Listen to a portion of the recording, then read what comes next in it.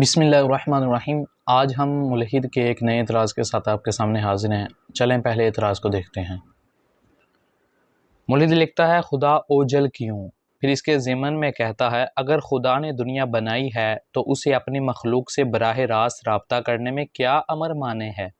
یہ گمان ہوتا ہے یہ خدا مخلوق سے رابطہ کرنا چاہتا ہے، بلکہ اسے بہت اہمیت بھی دیتا ہے، مگر ایک کھیل بھی کھیلنا چاہتا ہے، اپنے کچھ پسندیدہ لوگوں کے خوابوں میں آ کر اپنی موجودگی کا احساس دلاتا ہے اور ان افراد کو باقی مخلوق کو اپنا پیغام پہنچانے کا بھی کہتا ہے، لیکن خود سامنے آنے کو ضروری نہیں سمجھتا۔ ایسا کیوں؟ پہلے اتنے حصے کو دیکھ لیں۔ دیکھیں، خدا انسان سے براہ راست ہی کلام کرتا ہے۔ وہ کس طرح سے؟ میں ایک مثال دیتا ہوں۔ ایک پریزیڈنٹ ہے۔ اب پریزیڈنٹ جو ہے وہ عوام کو کسی چیز پر متنبع کرنا چاہتا ہے۔ وہ کیا کرتا ہے؟ وہ ایک نوٹیفیکیشن جاری کرتا ہے۔ شروع میں وہ نوٹیفیکیشن جو ہے وہ اس کے اسسٹنٹ، سیکرٹری وغیرہ کو پہنچے گا، پھر آہستہ آہستہ وہ عوام تک پہنچے گا، لیکن اس نوٹیفیکیشن کے اندر جو الفاظ ہیں اس کا مخاطب جو ہے وہ کون ہوں گے؟ وہ عوام ہی ہوگی۔ یہ تو ایک مثال میں نے پیش کی۔ اسی طرح جو خدا کا کلام ہے وہ اگرچہ انبیاء کرام کے تحت ان کے واسطے کے ذریعے ہم تک پہنچا، لیکن اس سے براہ راست کلام، اس کے ذریعے براہ راست کلام ہمارے ساتھ کیا جا رہا ہے۔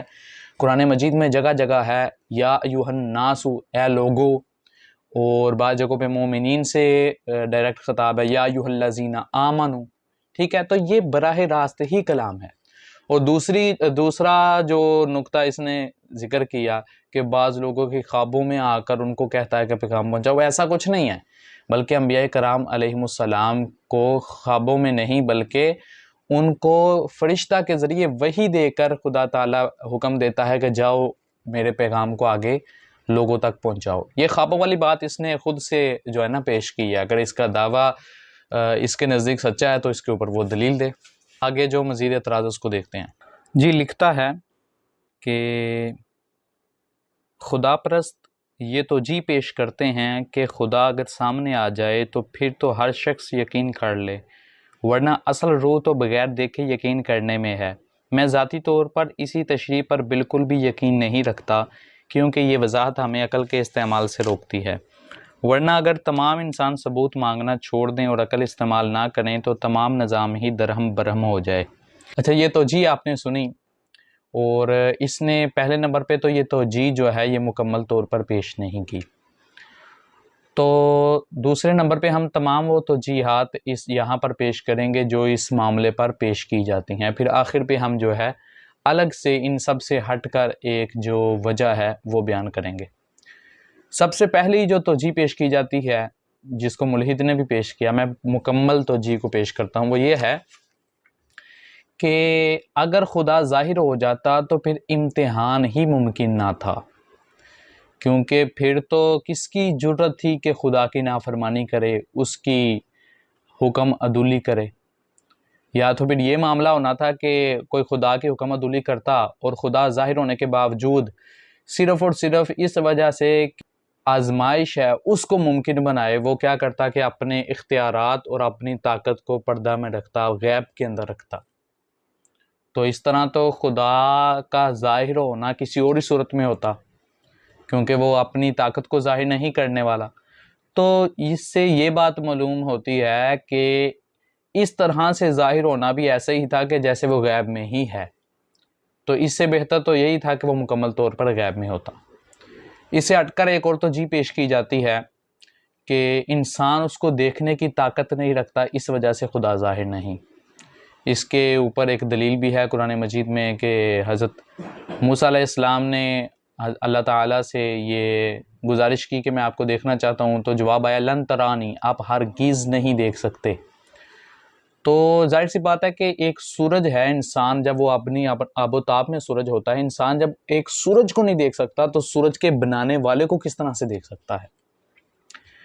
ایک اور توجیہ پیش کی جاتی ہے کہ مختلف مذاہب کے اندر مختلف گروہ ہیں، جیسے اسلام کے اندر صوفی ازم ہے، اسی طرح دیگر مذاہب کے اندر سادھو ہیں، سینٹ ہیں، مونکس وغیرہ، ٹھیک ہے؟ یہ لوگ خدا کو قابل دید سمجھتے ہیں کہ خدا کو دیکھا جا سکتا ہے، لیکن ظاہری آنکھ سے نہیں بلکہ باطنی آنکھ سے، وہ ان کی مختلف چیزیں ہیں۔ لیکن اس کو ہم دلیل نہیں بنا سکتے کیونکہ یہ کسی شخص کا ذاتی مشاہدہ ہے، اور یہ تمام موضوعاتی مشاہدات ہیں۔ ہاں، کسی شخص کا ذاتی مشاہدہ تب دلیل بنے گا جب وہ عقل اور نقل سے ثابت ہو، وگرنہ یہ قابل قبول نہیں ہوگا۔ اس سے ہٹ کر ایک اور توجیہ پیش کی جاتی ہے کہ اگر خدا کسی جگہ پر ظاہر ہو کر اپنا آپ جو ہے وہ ظاہر کر دے تو اس سے پھر یہ ہوگا کہ وہ زمان مکان کے اندر مقید ہو جائے گا، اور جبکہ زمان و مکان تو خود اس کی مخلوق ہے، تو مخلوق کے اندر وہ مقید ہونے سے بے نیاز ہے۔ اس کے علاوہ ایک اور توجیہ پیش کی جاتی ہے سائنٹیفکلی کہ انسان کی ایک محدود ڈائمنشن ہے، یعنی اس کی ایک محدود جسامت ہے، وہ اپنی ڈائمنشن سے باہر کی چیزوں کو نہیں دیکھ سکتا، جس طرح جنات اور فرشتے وغیرہ ہیں، اور یا کائنات کی بھی کچھ ایسی چیزیں جن کا انسان مشاہدہ نہیں کر سکتا۔ اس سے ہٹ کر ایک اور توجیہ پیش کی جاتی ہے، یہ بعض لوگ کہتے ہیں کہ مخلوق کو دیکھ کر خدا کا پتہ لگایا جا سکتا ہے۔ میرے خیال سے یہ عقلاً توجیہ درست بھی نہیں، کیونکہ ایک کرسی کو دیکھ کر اس کے بنانے کی صفت کا اندازہ تو لگایا جا سکتا ہے، لیکن بنانے والے کی شکل و صورت کا اندازہ بالکل نہیں لگایا جا سکتا۔ یہ تھی وہ تمام تر توجیہات جو اس بارے میں پیش کی جاتی ہیں۔ اب ان سے ہٹ کر میں ایک توجیہ پیش کرتا ہوں، غالباً یہ پہلے کبھی کسی نے پیش نہیں کی ہوگی، کہ خدا تعالی ظاہر کیوں نہیں ہے؟ وہ اپنی صفت رحمت کی وجہ سے ظاہر نہیں ہے۔ ایک اصول سمجھیے کہ جب کوئی چیز غیب کے اندر ہوتی ہے، جب وہ غیب کے اندر رہتی ہے تو اس کی کاملیت پر جو اعتماد ہوتا ہے، یعنی اس پر جو مکمل اعتماد ہوتا ہے، اس میں کچھ نہ کچھ کمی ضرور ہوتی ہے، اور اس میں کچھ نہ کچھ شک ضرور پایا جاتا ہے۔ پھر وہ جیسے جیسے غیب دور ہوتا ہے، غیب کھلتا جاتا ہے، تو پھر اس پر سزا اور جزا کا جو معاملہ ہے وہ بھی وقوع پذیر ہوتا ہے۔ اس کی مثال سمجھیے، انبیاء کرام علیہم السلام پہلی قوموں میں آئے تو پہلے اولاً انہوں نے کیا کر دیا؟ انکار کر دیا، تو ان کو ڈائریکٹ جزا اور سزا نہیں دی گئی، بلکہ ان کو نشانیاں دکھائیں گئی، ان کو معجزات دکھائے گئے۔ جیسے جیسے غیب منکشف ہوتا گیا، غیب کھلتا گیا، ان کو دلائل ملتے گئے، ان کے اوپر معجزات دکھائے جاتے رہے، پھر جا کر ان کے اوپر سزا کا عمل جو ہے وہ واقع ہوا۔ اب اسی طرح سے اگر فرشتے ہیں، اولاً تو ان سے کوئی گناہ یا نافرمانی سرزد ہو ہی نہیں سکتی، بالفرض اگر ہو جائے کیونکہ وہ خدا کو دیکھ چکے ہیں تو ان کے اوپر فوری طور پر جو ہے سزا کا عمل جو ہے وہ نافذ ہو جائے گا۔ ایک یہ بڑی وجہ ہے کہ جزا اور سزا کے معاملے کو مؤخر کیا جائے، اس وجہ سے خدا ظاہر نہیں ہوا۔ اس توجیہ کا تعلق وہ میں نے دوسرے نمبر پہ توجیہ پیش کی تھی۔ تو آپ اس سے اندازہ لگا سکتے ہیں کہ خدا اگر ظاہر ہوتا تو فوری طور پر کوئی نافرمانی کرتا تو فوری طور پر سزا ملتی۔ تو یہ جزا اور سزا کے نظام کو مؤخر کرنے کی وجہ سے خدا ظاہر نہیں ہے۔ اس کے علاوہ اور بھی توجیہات ہوں گی، یہ سب سے بہتر توجیہ ہے۔ آگے چلیں، آگے معترض کیا لکھتا ہے؟ میں نے کسی ایک ٹی وی شو میں مولانا طاہر القادری کو یہ قصہ سناتے دیکھا تھا کہ حضرت محمد اس کے خواب میں آئے اور اس سے سعودی عرب کا ٹکٹ خرید کر دینے کی خواہش کا اظہار کیا۔ اب یہ خواب کافی بے تکا ہے، مگر ہو سکتا ہے کہ اسے ایسا خواب آیا بھی ہو، مگر خواب کو حقیقت مان لینا اپنی عقل کو بالائے طاق رکھنا ہوگا۔ یہ دیکھیں بات کیا چل رہی ہے، اس نے اعتراض کیا کیا، اور اعتراض کے ضمن میں یہ کیا چیز ذکر کر رہا ہے۔ جناب طاہر القادری صاحب کے اس خواب کا واقعہ، اس کا کیا کوئی اس اعتراض کے ساتھ کوئی تعلق ہے؟ یہ تو وہی بات ہوگی کہ اعتراض کا سر اور ہے اور پاؤں اور ہے، بنیاد کچھ اور اس نے رکھی ہے کہ طاہر القادری صاحب کے خواب میں آپ صلی اللہ علیہ وسلم کا آنا، تو اس کا خدا کے ظاہر ہونے نہ ہونے سے کیا تعلق ہے؟ اعتراض تو کچھ اور چل رہا تھا۔ تو یہ ملحد کی دجل کاری، دجل فریبی ہے کہ یہ بات کو گھما کر کہیں اور لے جا کر صرف تشکیک پیدا کرنے کی وجہ سے۔ چلیں، یہ تو ایک ہٹ کے، اس پہ ہم نے پہلے ہی بات کر دی کہ کسی کا ذاتی مشاہدہ جو ہے، کسی کے خواب میں ظاہر ہونا، تو یہ معاملہ کسی کے ذاتی مشاہدہ کے ساتھ اس کا تعلق ہے، تو اس کو دلیل نہیں بنایا جا سکتا جب تک یہ اپنے اصولوں کے اوپر پورا نہ اترے۔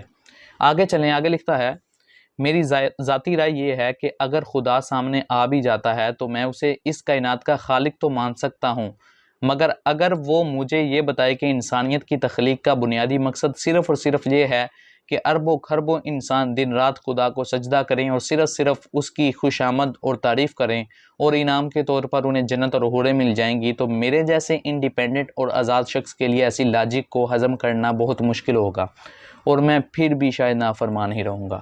اب دیکھیے، کہیں پر بھی اسلام کا قرآن مجید میں کہیں پر بھی یہ دعویٰ نہیں ہے کہ ہر وقت تم عبادت ہی کرتے رہو، یہ کہیں پر بھی حکم نہیں دیا گیا، بلکہ عبادات کے مخصوص اوقات ہیں، ان کے اندر عبادات جو ہیں ان کو پورا کیا جاتا ہے۔ اس سے ہٹ کے اسلام تو معاملات کا بھی درس دیتا ہے، تو معاملات زیادہ ہیں عبادات سے، ٹھیک ہے؟ تو معاشرتی ہوں یا معاشی ہو، ہر طرح کے معاملے کے اندر اسلام احکامات جو ہے وہ جاری کرتا ہے۔ تو یہ تو بالکل بے بنیاد باتیں ہیں جو کہ ملحدین اپنے اعتراضات میں پیش کرتے ہیں۔ یہ تمام اعتراض کے اندر آپ نے جان لیا اس کے جائزے کے اندر کہ خدا دنیا میں ظاہر نہیں ہو سکتا، بلکہ وہ آخرت میں اپنا دیدار کروائے گا جیسا کہ اس نے وعدہ کیا ہے۔ لیکن یہ جو ان جیسے لوگ ہیں جو خدا کا انکار کرنے والے ہیں، خدا کے نافرمان ہیں، ان کو قیامت کے دن بھی خدا کا دیدار جو ہے وہ نصیب نہیں ہوگا۔ دعا میں یاد رکھیے گا، انشاءاللہ ملتے ہیں اگلی ویڈیو میں۔ السلام علیکم ورحمۃ اللہ۔